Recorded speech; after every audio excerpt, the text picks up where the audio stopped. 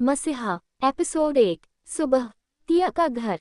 सुबह सुबह पानी मुंह पे फेंके जाने के साथ तिया की नींद खुली। उसके ऊपर पानी डालने वाली कोई और नहीं बल्कि उसकी सौतेली बहन लिप्सा थी। चल उठ महारानी, सारा काम कौन करेगा? लिप्सा चिल्लाए। ये रोज का था। तिया देखने में बेशक दुबली पतली थी, लेकिन वो बहुत खूबसूरत थी। भगवान ने उसे इतना मासूम और प्यारा चेहरा दिया था कि कोई भी उसे देखकर अपने होश खो बैठता था। लेकिन तिया के चेहरे की तरह उसकी किस्मत खूबसूरत नहीं थी। कॉलेज का सबसे हैंडसम लड़का अव्यांश, जिसकी वो गर्लफ्रेंड थी, वो उसे छोड़ चुका था क्योंकि वो उसे खुद को हाथ नहीं लगाने देती थी, और उसके 52 वर्षीय पिता, जिनसे वो इस दुनिया में सबसे ज्यादा प्यार करती थी, उन्होंने पिछली रात ही तिया की सौतेली माँ और सौतेली बहन की बातों में आके उसे बेरहमी से पीटा था। तिया ने खुद की हालत देखी। उसके गालों पर थप्पड़ के निशान थे, शरीर पर मारने के निशान थे। अपनी सौतेली माँ और बहन से तो वो पहले ही नफरत करती थी, लेकिन आज अपने पिता से भी हो गई थी। उसकी सौतेली माँ ईदिया बहुत शातिर औरत थी। वो हमेशा तिया के पापा हृदय के सामने तिया के साथ प्यार से पेश आती थी। लिप्सा भी एक आदर्श बड़ी बेटी और प्यार करने वाली बहन होने का ढोंग करती थी। हृदय घर में ज्यादा नहीं रहते थे। वो अक्सर काम के सिलसिले में बाहर ही रहते थे। वो के कंपनी के ओनर के मैनेजर थे। तिया को हमेशा लगता था कि पापा उससे बहुत प्यार करते हैं, पर कल रात वो भ्रम भी टूट गया। उसके पापा ने उस पर हाथ उठाने से पहले एक बार भी नहीं पूछा कि वो लड़का जो पकड़ा गया था, क्या वो सच में उसका बॉयफ्रेंड था भी या नहीं। बस लिप्सा का रोना धोना सुनकर ही उसे पीटना शुरू कर दिया, और सच ये था कि वो लड़का तिया का नहीं बल्कि लिप्सा का बॉयफ्रेंड था। गुस्से में चिल्लाते हुए हृदय ने कहा, तूने एक बार भी मेरी इज्जत की नहीं सोची। आज तूने साबित कर ही दिया कि तू मेरी नाजायज औलाद है। तुझे पाल पोस कर बड़ा किया, तेरी हर जरूरत को पूरा किया और उसका ये सिला दिया तूने मुझे। एहसान फरामोश। बचपन से ही तिया अपनी सौतेली माँ और बहन का जुल्म सह रही थी, लेकिन उसे लगता था कि उसके पापा उसे बहुत प्यार करते हैं। लेकिन आज उन्होंने भी साबित कर दिया था कि वो उनके लिए कोई मायने नहीं रखती। वो बस उनकी एक गलती है जिसका बोझ वो आज तक ढो रहे हैं। इस छोटी उम्र में तिया को आज जिंदगी के 2 सबसे बड़े धोखे मिले थे। पहला, जिस लड़के से वो प्यार करती थी वो उसे छोड़कर किसी और लड़की के साथ रिलेशनशिप में आ गया था। और दूसरा, उसके पापा ने आज कह दिया था कि वो उनके लिए बस एक बोझ है। ये सारी बातें तिया के दिल और दिमाग में घूम रही थी और उसकी आंखों से आंसू बहे जा रहे थे। तिया को देख के लिप्सा बोली, अब अगर और मार नहीं खानी है तो ये रोना धोना बंद करो और सीधे काम पर लग जाओ। मुझे बहुत भूख लगी है, तिया रोते हुई बोली। तभी अंदर आते हुए उसकी सौतेली माँ ने कहा, लगता है रात की मार से पेट नहीं भरा और मार खानी है क्या? तिया रोने लगी तो लिप्सा ने उसके बाल पकड़ लिए और बोली, अगर पापा को कुछ भी बताया ना तो तुझे घर से निकलवा दूंगी। बड़ी आए मेरे पर्सनल मामले में टांग अड़ाने वाली। सुना है तेरे बॉयफ्रेंड ने तुझे धोखा दे दिया। तू है ही इस लायक। चल अब ज्यादा नाटक मत कर और सीधे काम पर लग जा, वरना पापा से अगली शिकायत ही करूंगी कि तूने मुझ पे हाथ उठाया। खुद को संभालते हुए तिया बोली, मैं जल्दी से काम कर देती हूँ। दर्द में कराहती हुई तिया किसी तरह से बिस्तर से निकली और बाथरूम से फ्रेश होके सीधा किचन में चली गई। उसके पापा सुबह सुबह ही एक ऑफिस टूर पर शहर से बाहर जा चुके थे। तिया को अब कुछ दिन अकेले ही इस माँ बेटी के साथ रहना था, इसीलिए जो वो कहे वही करने में भलाई थी। तिया के पूरे शरीर में दर्द हो रहा था। उसका दिल कर रहा था कि वो सुसाइड कर ले, पर वो ऐसा नहीं कर सकती थी। उसे अपनी माँ का सपना पूरा करना था। घर का सारा काम करके भूखी वो अपने कमरे में आ गई। उसे खाना बनाने की इजाजत थी, खाने की नहीं। अकेली अपने कमरे में बैठी तिया रोते हुए बोली, मम्मा आप क्यों मुझे अकेला छोड़कर भगवान के पास चली गई? मुझे क्यों अपने साथ नहीं ले गई? मुझे लगता था पापा मुझसे बहुत प्यार करते हैं, पर वो तो मुझसे बिल्कुल भी प्यार नहीं करते। मैं उनकी नाजायज औलाद हूँ ना। वो दोनों भी मुझे बहुत मारते पीटते हैं। वो मुझसे अच्छे से बिहेव नहीं करते। वो तीनों बहुत बुरे हैं। आई प्रॉमिस मम्मा, मैं एक दिन बहुत रिच बनूंगी, फिर दिखाऊंगी कि मैं आपकी बेटी हूँ। ये कहकर तिया एक बार फिर रोने लगी। तिया की समझ में नहीं आ रहा था कि वो क्या करे। घर में उसको ये लोग जीने नहीं देंगे और कॉलेज में सहाना राय उसका इंतजार कर रही होगी। सहाना राय तिया के कॉलेज की एक लड़की थी जो बहुत खूबसूरत थी और बहुत अमीर भी। तिया को छोड़ के अव्यांश अब सहाना के साथ रिलेशनशिप में आ गया था। जब उसने सहाना का प्रपोजल एक्सेप्ट किया था तब पूरे कॉलेज के सामने सहाना ने तिया का मजाक उड़ाया था, उसे बहुत बेइज्जत किया था। सब लोग तिया पर हंसने लगे थे। तिया को अपने लिए आवाज उठानी नहीं आती थी। वो सिर्फ चुप करके सब दुख सहना जानती थी। उसके भोलेपन का कोई भी फायदा उठा सकता था। और क्योंकि उसकी सौतेली माँ और बहन उसे पैसे नहीं देते थे, वो कॉलेज की कैंटीन में पार्ट टाइम जॉब करके अपना खर्चा चलाती थी। पैसों की कमी की वजह से उसने 1 साल गैप भी लिया था। वो जैसे तैसे करके अपने कॉलेज की फीस भरकर पढ़ाई कर रही थी। वो सेकंड ईयर आर्ट्स की स्टूडेंट थी और क्योंकि वो टॉपर थी इसलिए उसे स्कॉलरशिप मिलती थी। कुछ दिन बाद एक रात नाइट क्लब बार में लिप्सा अपने दोस्तों के साथ पार्टी कर रही थी। उस नाइट क्लब में कुछ बिगड़े हुए अमीरजादे लड़के भी थे जो नशे में धुत थे। उनकी नज़र लिप्सा पर पड़ी जो छोटे कपड़े पहने नशे में झूम रही थी। वो उसे बुरी नज़र से देखने लगे। जब लिप्सा बाथरूम की तरफ जाने लगी तो वो लड़के भी उसके पीछे पीछे गए और उन्होंने लिप्सा को पकड़ लिया। जैसे ही उन लड़कों ने उसे पकड़ा उसका सारा नशा उतर गया। एक लड़का बोला, hey baby come on let's enjoy. तो दूसरा लड़का बोला, आज की रात हसीन बनाते हैं बेबी, हमारे साथ चलो। वो सभी नशे में धुत थे। लिप्सा गिड़गिड़ाते हुए बोली, प्लीज लेट मी गो, मुझे जाने दो। तीसरा लड़का बोला, ऐसे कैसे जाने दे बेबी, कम ऑन यार, you are so beautiful, enjoy. तो लिप्सा खुद को बचाने के लिए अचानक से बोली, मेरी एक छोटी बहन है जो बहुत खूबसूरत है, वो मुझसे भी ज़्यादा खूबसूरत है, तुम उसके साथ एंजॉय कर सकते हो, प्लीज़ मुझे छोड़ दो। वो लड़का लिप्सा को गंदी नज़रों से देखते हुए बोला, ऐसा क्या, ज़रा देखे तो सही। लिप्सा ने हड़बड़ाते हुए जल्दी से अपना फ़ोन निकला और तिया की फ़ोटो उन लड़कों को दिखाते हुए बोली, ये मेरी बहन है, बहुत खूबसूरत है ना। सब लड़के तिया की फ़ोटो देखने लगे। तिया की फ़ोटो देख के उनकी नीयत खराब हो गई। वो बोले, ठीक है, तुम्हारी बहन कहाँ है? लिप्सा घबराते हुए बोली, वो तो घर पे है, उसे बुलाना पड़ेगा। तो दूसरा लड़का लिप्सा को अपनी तरफ खींचते हुए बोला, तो बुला, किसने मना किया है? लिप्सा ने उनकी आंखों में तिया के लिए हवस देख ली थी। वो थोड़ा घबराते हुए बोली, उसके लिए कुछ रिश्वत देनी होगी। तो उन चारों में से एक लड़का बोला, जब तू अभी यहाँ हमारे पास है तो हम तेरी बहन के लिए रिश्वत क्यों दें? ये कहकर उस लड़के ने लिप्सा को अपनी बाहों में कसकर पकड़ लिया। लिप्सा खुद को हौसला देते हुए थोड़ा सा मुस्कुराए और बोली, मैं तो मिल जाऊंगी लेकिन मेरी बहन, जो तुम सबने देख ही लिया है कि कितनी खूबसूरत है, वो नहीं मिलेगी। उनमें से एक दूसरा लड़का लिप्सा को घूरते हुए बोला, तो तुम अपनी बहन को बेचना चाहती हो? लिप्सा मुस्कुराते हुए बोली, ऐसा ही कुछ समझ लो। तो दूसरा लड़का बोला, 2 सेकंड पहले तक अपनी इज्जत की भीख मांग रही थी और अब अपनी बहन का भाव सेट कर रही है। कितना चाहिए? लिप्सा बोली, 50 लाख। ये सुन के उन 4 में से 3 लड़कों की आंखें फटी की फटी रह गई, लेकिन वो चौथा लड़का जो अब तक लिप्सा के पास नहीं आया था, वो चुप रहा और लिप्सा को देखता रहा। लिप्सा भी उसे देख रही थी। ये लड़का दिखने में बहुत अमीर था। कुछ ही पल बाद वो बोला, डन। लिप्सा हैरान थी लेकिन उसने यह अपने चेहरे पे जाहिर नहीं होने दिया। उस लड़के ने अपनी चेकबुक निकाली और 50 लाख का चेक काट के लिप्सा को दे दिया और बोला, बुलाओ अपनी बहन को। लिप्सा उस लड़के को देख के मुस्कुराई और बोली, शो।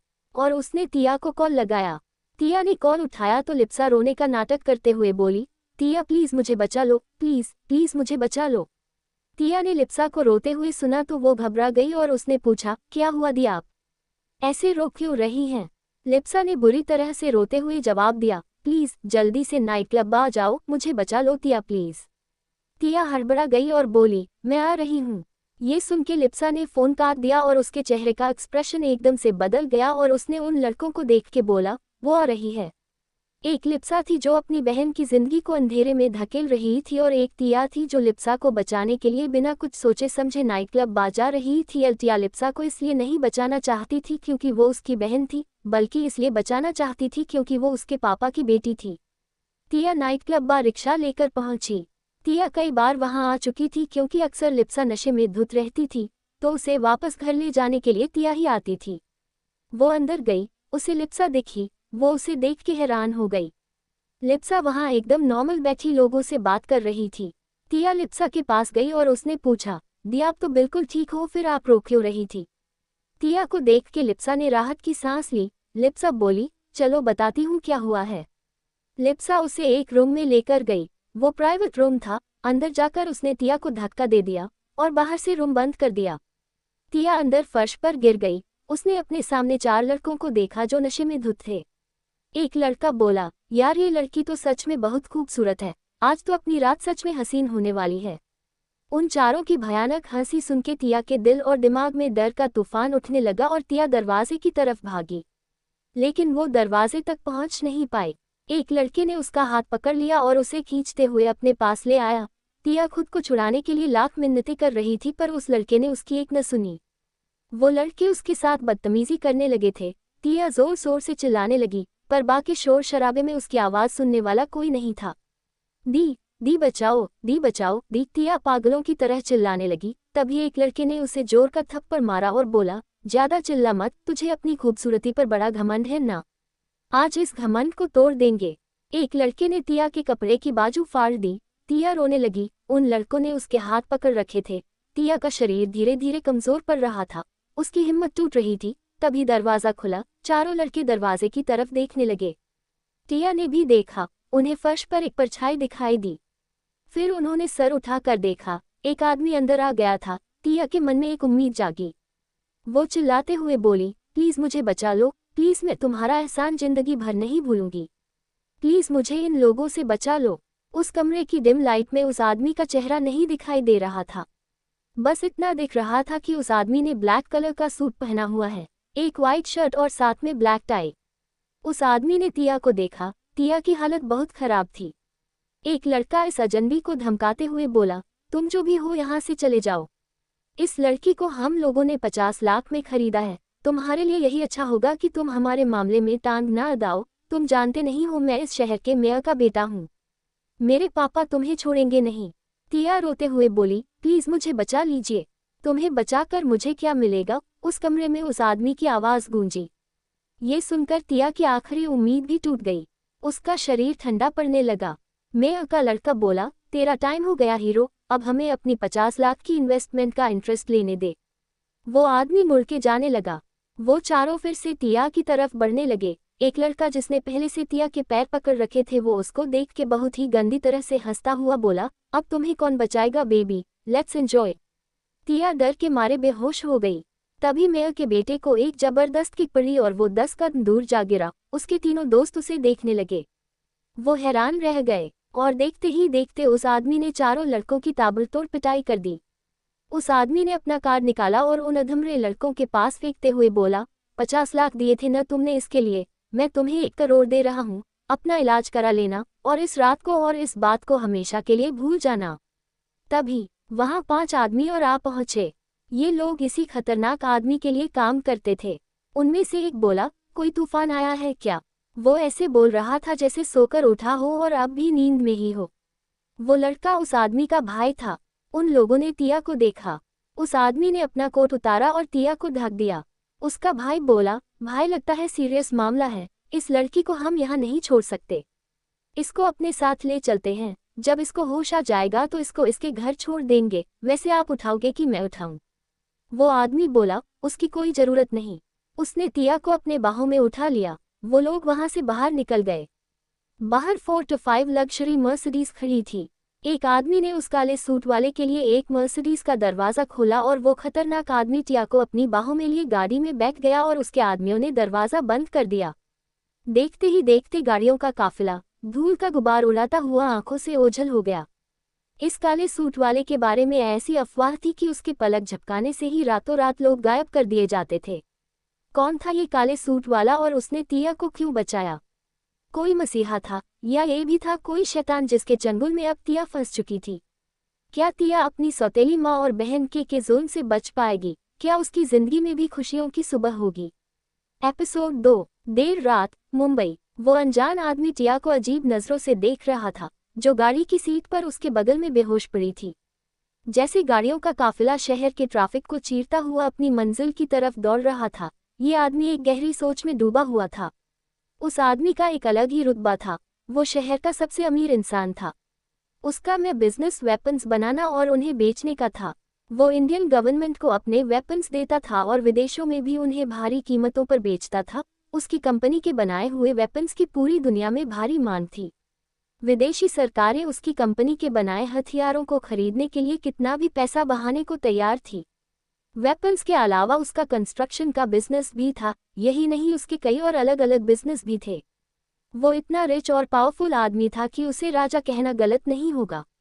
उस आदमी की गाड़ियों का काफिला एक आलीशान घर के पार्किंग लॉट में जाकर रुका। 33 साल का ये नौजवान बहुत हैंडसम और चार्मिंग था। चाहे वो आम लड़की हो या फिर किसी अमीर घराने की बेटी, सब उस पर मरती थी। उसके नाम की दीवानगी हर लड़की के दिल में थी, हर कोई उससे शादी करना चाहती थी। पर इस आदमी के बारे में ये अफवाह थी कि उसे लड़कियां पसंद ही नहीं है, वो गे है, पर ऐसा कुछ नहीं था। वो आदमी ही था, बस वो लड़कियों से दूर रहता था। बिजनेस की दुनिया में इस वेपन्स किंग को एक नाम मिला था, मौत का देवता। वो सच में मौत का देवता ही था। अगर उसका दिमाग फिर जाता था तो वो सब कुछ रौंद डालता था। उसके पास लेटेस्ट टेक्नोलॉजी के खतरनाक वेपन्स और डिवाइसेस थे, मतलब वो एक हैकर भी था और इंडिया का वेपन्स किंग भी। वो था आर्यन खानदान का बड़ा बेटा, इहितार्यन का बड़ा पोता, अश्वथ इहितार्यन। आर्यन खानदान शहर का सबसे इज्जतदार खानदान था। अश्वथ का एक छोटा भाई भी था, जिसका नाम था आदित्य इहितार्यन। आदित्य अश्वथ से 8 साल छोटा था। उनके साथ उनका मैनेजर प्रत्यूष, पीए ओहस, सेक्रेटरी रचित और एक क्लोज फ्रेंड अब्रम था और बाकी बॉडीगार्ड्स थे। अश्वथ के सभी साथी भी बहुत हैंडसम थे।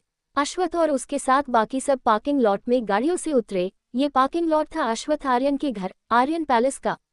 अश्वथ ने बेहोश तिया को अपनी बाहों में उठा लिया और घर के अंदर जाने लगा। तभी आदित्य परेशान होते हुए बोला, भाई सोच लो, दादाजी इस लड़की को देखेंगे तो बहुत से सवाल करेंगे, उन्हें बहुत बुरा लगेगा कि आप ऐसे ही बिना बताए इस हालत में एक लड़की को उठा ले आए हो। अश्वथ ने उसे घूर कर देखा। अब्रम बोला, तेरे दादाजी चाहते हैं कि तू जल्द से जल्द शादी कर ले और तू इस लड़की को ऐसे। अश्वथ, छोटा भाई सही कह रहा है, वो बवाल मचा देंगे। मैं नहीं आ रहा, मैं तो सीधे घर जा रहा हूँ। ये कहकर अब्रम भाग गया। अश्वथ बिना किसी बात पे ध्यान दिए तिया को लेकर घर के अंदर जा चुका था।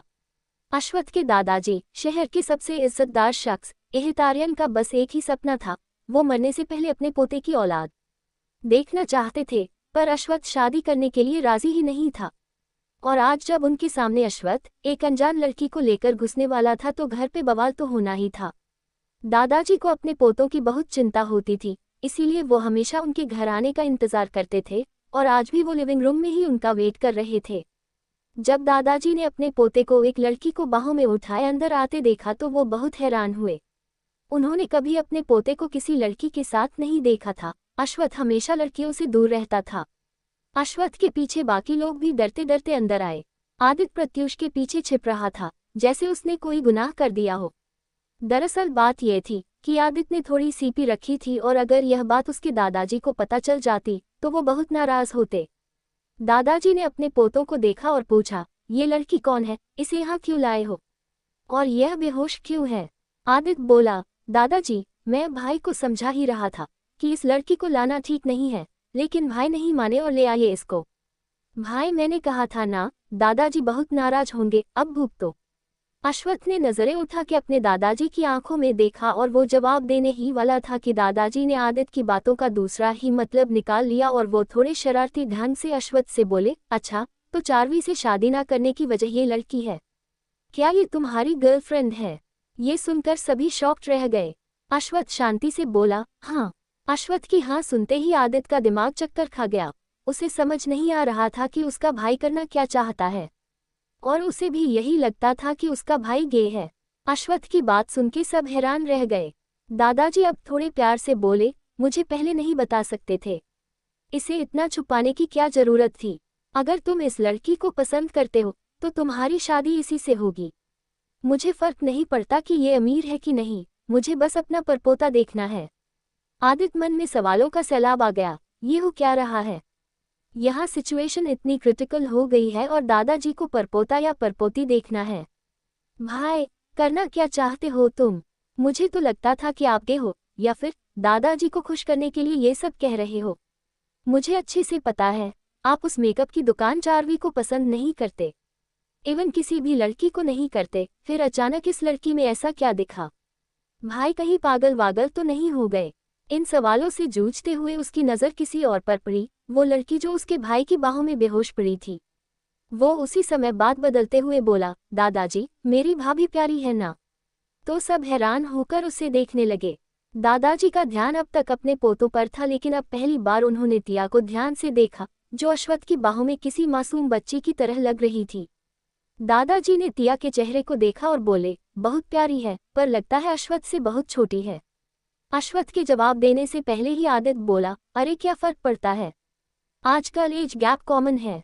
प्रियंका चोपड़ा को ही देख लो, अपने से 10 साल छोटे लड़के से शादी की है। वैसे ही भाई 33 के हैं और शायद मेरी भाभी यही कोई 21, 22 या 23 की होगी। आपको तो खुश होना चाहिए, आपके लिए भाई पोता बहू लाए हैं। ये सुनकर दादाजी बोले, बात तो सही है, पर 21, 22, 23 का क्या मतलब है? क्या तुम्हें भी सही उम्र नहीं पता? आदित्य बोला, उम्र जानकर मैं क्या करूंगा, भाई से पूछ लो ना, उनको एग्जैक्ट एज पता होगी। भाई। ये सुनकर सब अश्वत्थ को देखने लगे। अश्वत्थ तिया को बाहों में लिए बिल्कुल शांत खड़ा था। उसी शांत भाव से उसने दादाजी से कहा, बहुत सवाल है आपके मन में, मैं जानता हूँ, सब जवाब दूंगा, लेकिन फिलहाल ये बेहोश हो गई है, तो बाद में बात करते हैं। दादाजी ने अश्वत्थ को देखा और बोले, ठीक है, मैं बहुत खुश हूँ, हम कल बात करेंगे तुम्हारी शादी की। ये सुनकर आदित्य लड़खड़ा गया, लेकिन अश्वत्थ के चेहरे पर कोई भाव नहीं बदला और वो तिया को लेकर अंदर कमरे में चला गया। दादाजी भी मुस्कुराते हुए अपने कमरे में चले गए। बस एक आदित्य अकेला लिविंग रूम में सुन्न खड़ा रहा। कमरे में जाकर अश्वत्थ ने उनके घर की एक सर्वेंट ईशना को इंटरकॉम किया और बोला कि ये लड़की जो मेरे रूम में है, इसके कपड़े चेंज कर दो।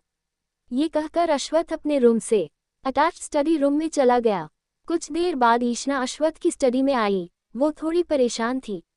उसे परेशान देख के अश्वत्थ ने पूछा, क्या हुआ, कोई परेशानी? तो ईशना हिचकिचाते हुए बोली, बिग बॉस, बात ये है कि, और आधे में ही चुप हो गई। अश्वत्थ, क्या हुआ? ईशना की आंखों में दर्द था। वो बोली, बिग बॉस, लगता है उस लड़की पर बहुत जुल्म बरसाया गया है। उसके पूरे शरीर पर ताज़ा जख्म है। ऐसा लगता है कि उसे 1-2 दिन पहले ही बेरहमी से पीटा गया है। अश्वत्थ को गुस्सा आने लगा और वो सीधा बेडरूम में आया और उसने देखा कि तिया पेट के बल उल्टी लेटी हुई है और उसका शरीर ब्लैंकेट से ढका हुआ है। अश्वत्थ ने ब्लैंकेट हटाकर सिर्फ तिया की पीठ को ही देखा। तिया की पीठ पे जख्म थे। अश्वत्थ को तिया की बाजू पर भी चोट के कई निशान दिखाई दिए। अश्वत्थ की आंखें गुस्से में लाल थी। उसने कहा, मैं डॉक्टर को फोन करता हूँ। रात बहुत हो चुकी थी, लेकिन आदित्य अभी भी लिविंग रूम में परेशान इधर उधर घूम रहा था। तभी उसने उनकी फैमिली डॉक्टर नैना को उनके घर आते देखा और वो सोच में पड़ गया। डॉक्टर नैना आधी रात को आर्यन पैलेस में क्या कर रही है, इन्हें किसने बुलाया? उसने डॉक्टर का रास्ता रोक लिया और बोला, अरे डॉक्टर नैना, आप इतनी रात को यहाँ? डॉक्टर नैना बोली, आपके भाई ने इमरजेंसी में बुलाया है।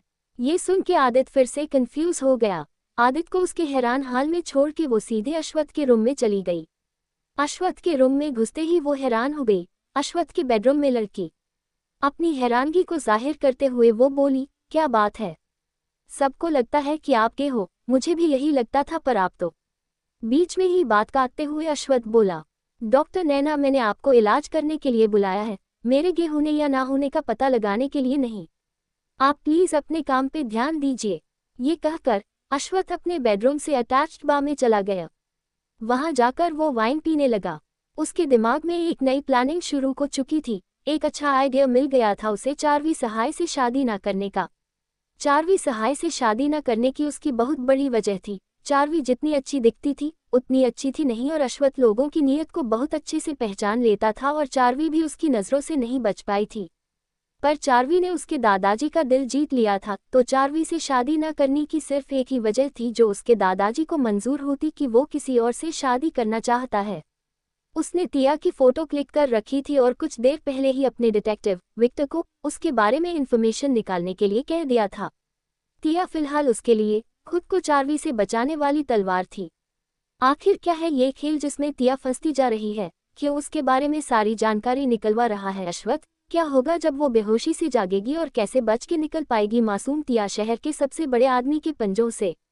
एपिसोड 3। देर रात, आर्यन पैलेस। अश्वत्थ खिड़की पे खड़ा बाहर काले आसमान को देख रहा था और सोच रहा था। उसके दिमाग में एक बहुत ही खतरनाक प्लान चल रहा था। हालांकि इस प्लान से तिया को कोई नुकसान नहीं पहुंचाने वाला था, पर उसकी जिंदगी एक झटके में हमेशा हमेशा के लिए बदलने वाली थी। एक तरफ तो तिया के लिए अश्वत्थ आर्यन एक मसीहा था जिसने उसकी इज्जत बचा ली थी, पर दूसरी तरफ अश्वत्थ किसी राक्षस से कम नहीं था। वो बहुत खतरनाक था। उसके दिमाग में क्या चल रहा था ये तो सिर्फ वही जानता था। अगली सुबह जब सूरज की किरणें पर्दों से छिनती हुई तिया के चेहरे पर पड़ने लगी तो उसकी आंख खुली। उसने चारों तरफ देखा और जैसे ही उसे इस बात का एहसास हुआ कि वो एक अनजान घर में है, वो घबरा के तुरंत उठ गई।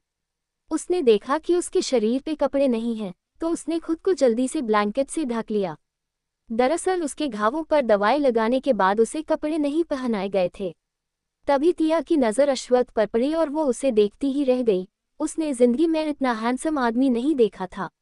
उसके चेहरे पर एक अलग ही नूर था। तिया उसे आंखें फाड़ फाड़ कर देख रही थी। अश्वत्थ बेडरूम के सोफे पर बैठा अपने गोद में लैपटॉप लिए काम कर रहा था। फिर एकदम से तिया को रात की वारदात याद आई और उसे अपनी हालत का एहसास हुआ तो वो घबरा गई और उल्टा पुल्टा सोचने लगी, क्या जिसने उसे बचाया था उसी ने उसका फायदा भी उठाया था। अश्वत्थ का ध्यान अपने लैपटॉप पर से हटा और उसने देखा कि तिया जाग गई है, तो तुम उठ गई। वो लैपटॉप कॉफी टेबल पे रखते हुए बोला। तिया का चेहरा देखते ही वो समझ गया था कि वो क्या सोच रही है।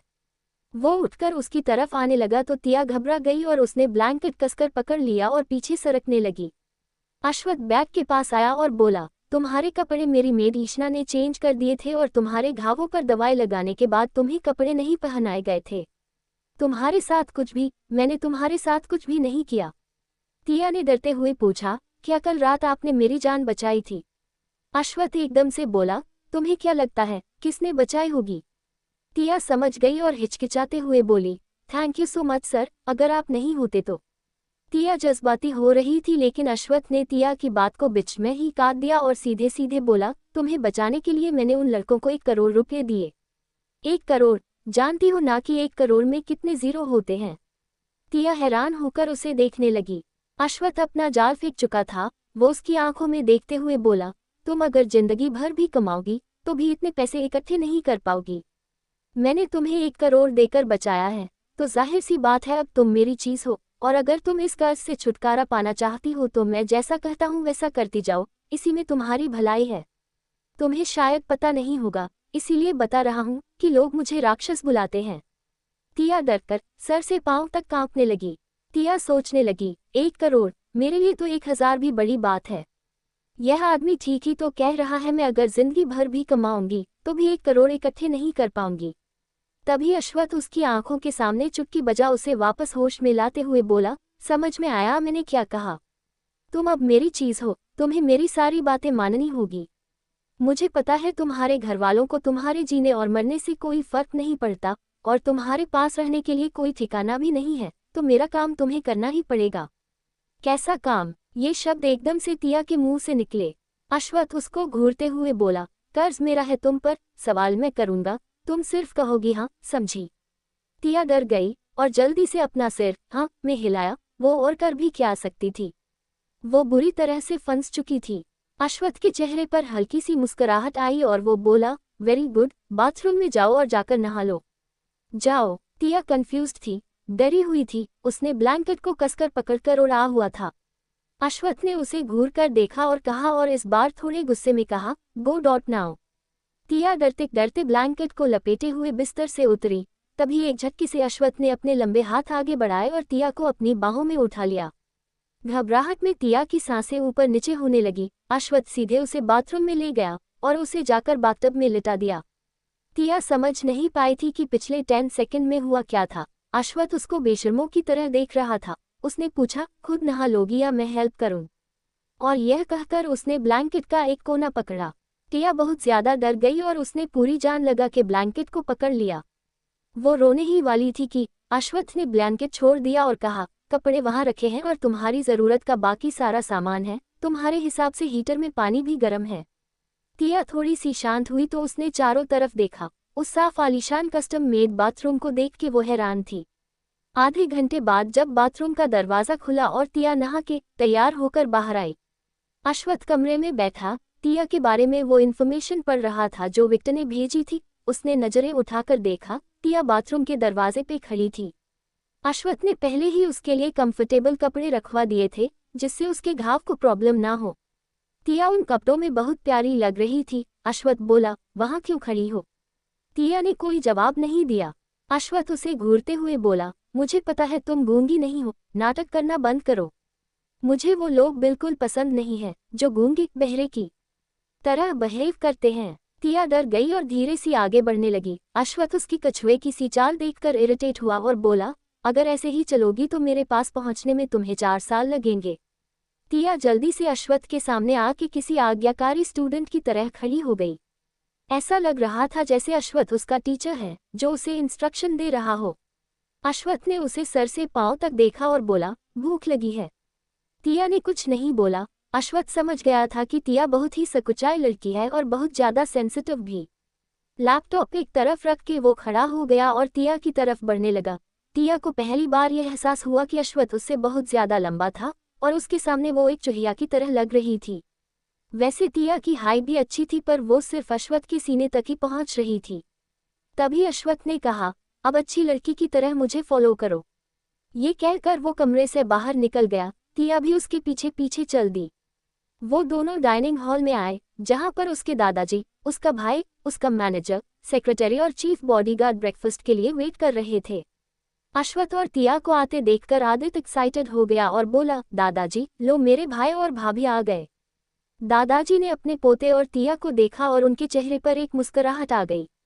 अश्वथ ने डाइनिंग टेबल पर सबको देखा और आके अपनी चेयर पर बैठ गया, पर टिया खड़ी रही। ये देखकर दादाजी को बड़ा अटपटा लगा और वो टिया से बोले, अरे बेटा डरो मत, बैठो। फिर उन्होंने अश्वथ को देखा और उसे टोकते हुए कहा, तुम खुद आकर बैठ गए, पहले उसे बिठाओ। अश्वथ, अपनी होने वाली बीवी के साथ ऐसा कौन करता है? आदित्य बोला, भाई ऐसे कौन करता है? टिया को कुछ समझ नहीं आ रहा था। वो हक्की बक्की डरी सहमी सबको देख रही थी। वो सोचने लगी कि कहीं वो किसी तरह के पैरानॉर्मल वर्ल्ड में तो नहीं पहुंच गई है। अश्वथ के चेहरे पर कोई एक्सप्रेशन नहीं था। उसने टिया को देखा और बोला, बैठ जाओ। टिया तब भी वैसे ही जड़ खड़ी रही। तभी अश्वथ ने टिया का हाथ पकड़ा और उसे चेयर पर अपने पास बिठा लिया। सब डाइनिंग टेबल पर बैठ चुके थे। सर्वेंट ने ब्रेकफास्ट सर्व करना शुरू किया। इतना हेल्दी और शाही ब्रेकफास्ट स्प्रेड टिया ने पहली बार देखा था। उसे बहुत भूख ही लगी थी पर वो खाने में संकोच कर रही थी। दादाजी बोले, बेटा शर्माओ मत, तुम्हारा ही घर है। टिया चुपचाप दादाजी की बात सुनती रही पर उसकी खाने को छूने की हिम्मत नहीं हुई। दादाजी ने उससे पूछा, क्या तुम ठीक से खाती पीती नहीं हो? इतनी दुबली पतली हो कि एक ही फूंक में उड़ जाओगी। ये सुनते ही आदित्य को शरारत सूझी और खाना छोड़कर उसने टिया को फूंक मारी। टेबल पर बैठे सभी सदस्य उसकी इस हरकत से हैरान थे। टिया को भी ये बड़ा अजीब लगा। आदित्य हंसते हुए बोला, दादाजी आप तो कह रहे थे कि उड़ जाएगी, पर ये तो यहीं पर है। आपका लॉजिक गलत निकला। भले ही मेरी भाभी दुबली पतली है, इसका मतलब ये नहीं है कि उन्हें कोई भी एक फूंक में उड़ा देगा। टिया को कुछ समझ नहीं आ रहा था। उसका तो मन कर रहा था कि वो वहां से भाग जाए। तभी अश्वथ ने टिया के कहा, खाना खाओ अच्छे से। उसने जानबूझकर सर्वेंट से टिया को ज्यादा ब्रेकफास्ट सर्व करने के लिए कहा था ताकि टिया पेट भर के खा सके। टिया धीरे धीरे खाने लगी। ब्रेकफास्ट सच में हेल्दी और टेस्टी था। खाते हुए टिया की नज़र आदित्य पर पड़ी, जो बड़े अजीब तरीके से खाना खा रहा था, और एकदम से उसकी हंसी छूट गई। सब उसे ही देखने लगे। टिया हंसते हुए बहुत प्यारी लग रही थी।